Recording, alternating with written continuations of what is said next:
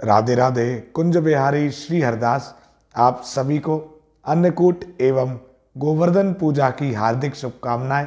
आज हम सभी कार्तिक मास महात्म्य की संपूर्ण कथा के अंतर्गत अध्याय 24वें की पावन कथा का श्रवण करेंगे, लेकिन उससे पहले हम सभी अपना ध्यान बांके बिहारी जी महाराज के मंगल श्री चरणों में केंद्रित करते हैं।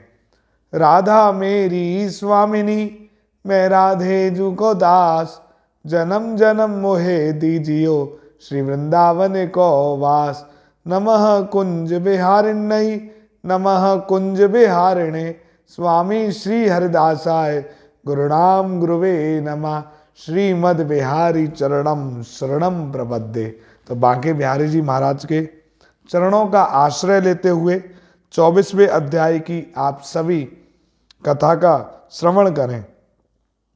राजा प्रथु ने देवर्षि श्री नारद जी से पूछा, नारद जी, आपने तुलसी के इतिहास, व्रत एवं महात्म्य के बारे में कहा है, अब यह बताने की कृपा करें कि क्या इस कार्तिक मास में और भी देवताओं का पूजन होता है, यह भी मुझे समझाकर कहिए।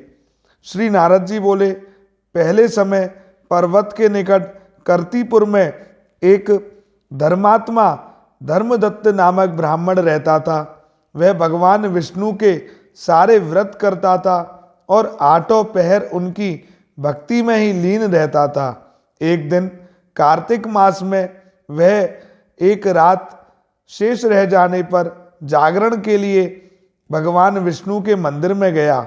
वह हर प्रकार की सामग्री लेकर पूजा करने के लिए जा रहा था कि उसने मार्ग में एक बड़ी भयंकर राक्षसी को देखा, जिसके बड़े बड़े दांत थे, लपलपाती हुई जीभ थी, बड़े बड़े लाल लाल नेत्र थे। उस भयंकर राक्षसी को देखकर धर्मदत्त बुरी तरह से कांपने लगा और कुछ उपाय ना देखकर उसने पूजा वाली थाली और जल का लोटा उस राक्षसी पर फेंक दिया, क्योंकि उसने भगवत नाम का जप करते हुए वह सामग्री और जल का लोटा जिसमें तुलसी दल पड़ा हुआ था उसको मारा था। इससे उसके जन्म जन्मांतर के पाप नष्ट हो गए और उसे अपना पूर्व जन्म स्मरण हो आया। वह हाथ जोड़कर धर्मदत्त के चरणों में गिर पड़ी और उसने कहा, हे विप्र, मैं पूर्व जन्म के कर्मों के फल से इस अवस्था को प्राप्त हुई हूं। नारद जी ने कहा, हे राजन, उसको इस प्रकार प्रणाम करते देखकर अति विस्मित होकर धर्मदत्त ने पूछा, तेरी यह अवस्था किस कर्म के फल से हुई है? तू पूर्व जन्म में कहाँ रहती थी और तेरा कैसा चरित्र था? यह सब तू मुझको बता। उस राक्षसी ने, जिसका नाम कलहा था, उसने कहा, हे ब्राह्मण, सौराष्ट्र में भिक्षुक नामक एक ब्राह्मण रहता था। मैं उसकी पत्नी थी। मेरा स्वभाव बड़ा ही निष्ठुर था। मैंने अपने पति का कभी भला नहीं चाहा, ना कभी उसे अच्छा भोजन और मिठाई ही खाने को दी। मैं प्रतिदिन उससे लड़ती झगड़ती रहती थी। मुझे इस प्रकार की लड़ाका देखकर तथा नित्य प्रति की कलह से तंग आकर मेरे पति ने दूसरा विवाह करने का निश्चय किया।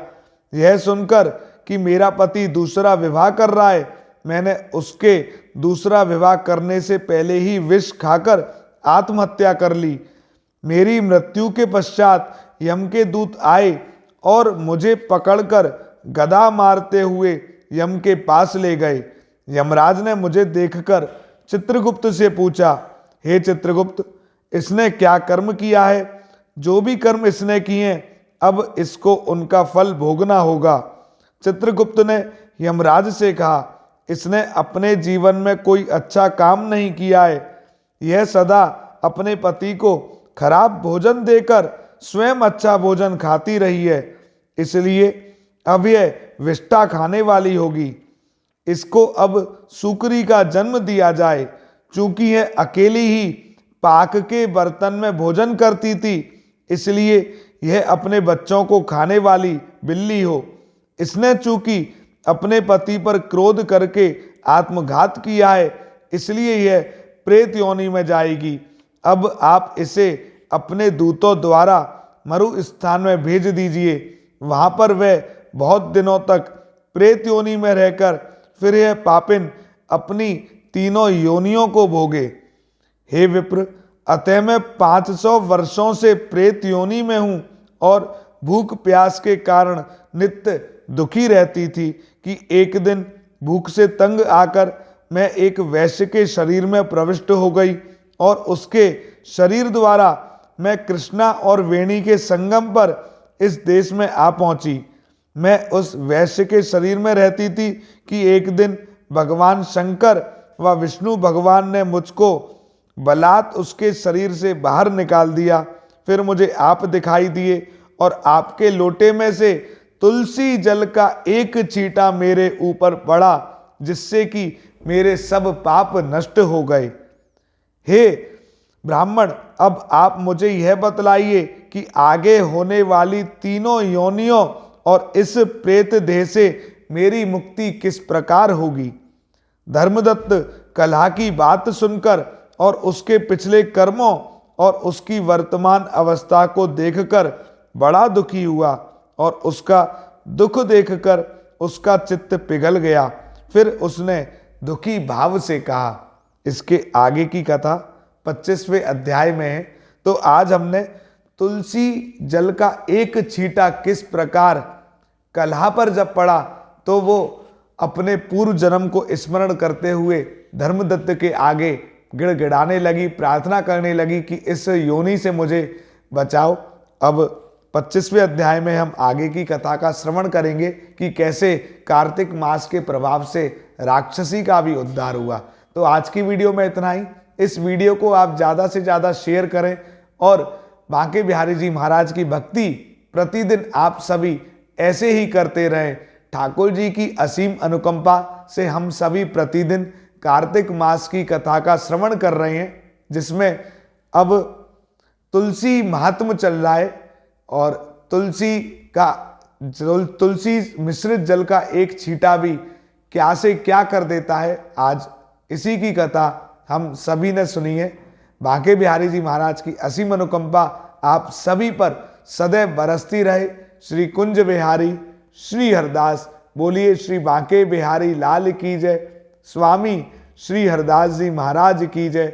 जय जय श्री राधे। आप एक बार बांके बिहारी जी महाराज के श्री चरणों में भी दंडवत करते हुए कमेंट के माध्यम से हाजिरी जरूर लगाएं। और आज गोवर्धन पूजा की भी आप सभी को बारंबार शुभकामनाएं। जय जय कुंज बिहारी श्री हरदास।